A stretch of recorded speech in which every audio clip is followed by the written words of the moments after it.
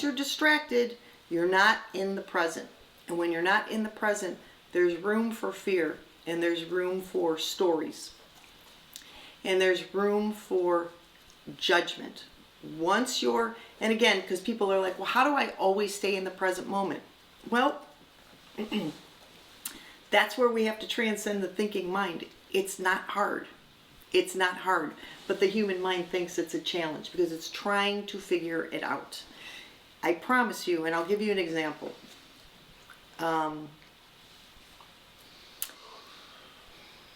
Consciousness.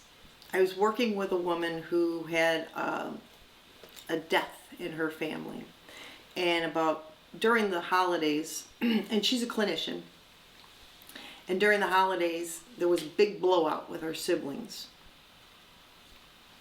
and because of the death they all had to get together, and she was not looking forward to it. And she was trying to, understandably, even in a nice spiritual way, figuring out how she was going to be around her siblings. And what we did was we took some time together to talk about consciousness. I just had her be with the present moment and be with the sensation of dis-ease.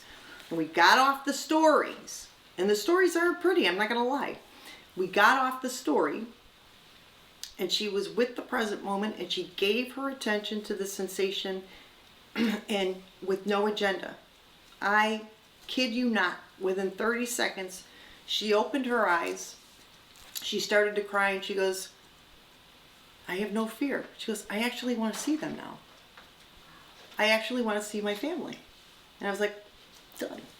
That's how easy it is. But the human mind is always trying to figure it out because we don't want to be suckers, and we don't want to fall for the same tricks again. And I say, if you don't, then maybe you really want to seriously do this, which is when you attend to whatever's going on inside of you, like a good innate master that you are, this whole thing shifts.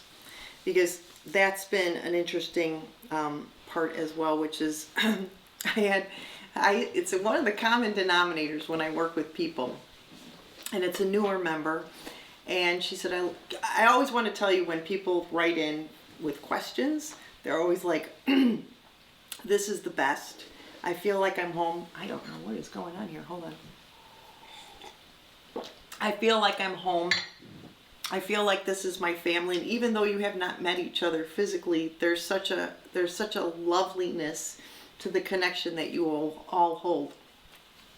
I hear this one all the time. The question was, I love this work. I can't stand people, especially my family.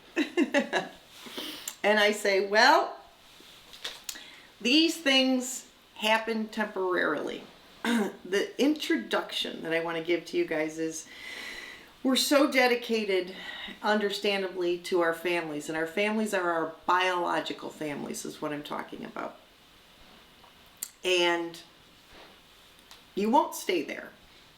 Just like the example I just gave to you about my friend that I was talking to. The idea is that when you move into higher consciousness too, the shift here is, you're going to recognize that your biological family, they're sentient beings too. They chose to come here. How they're doing it is their business. Some people are embedded in fear and lack and limitation, and they may take this whole experience and just stay in that space. That's their free will choice. But I know that you're not in this group to be in that space. Here's the thing. We are dedicated as a human species. The brain and the synapses have been trained to think that family, that's where the heart is, and those are the people that are going to support you. And I'm not saying that there aren't moments where certain family members don't truly have a very powerful and strong link and connection together. Mostly what I've seen for the decades that I've been doing this is that folks have a real challenging time with their biological families. And, the human part will try and separate and manage and work on how they're going to communicate better or speak their truth. And that's all lovely. Those are options. What I'm talking about here is something grander. You're moving from biological family to galactic family, to the energetic family.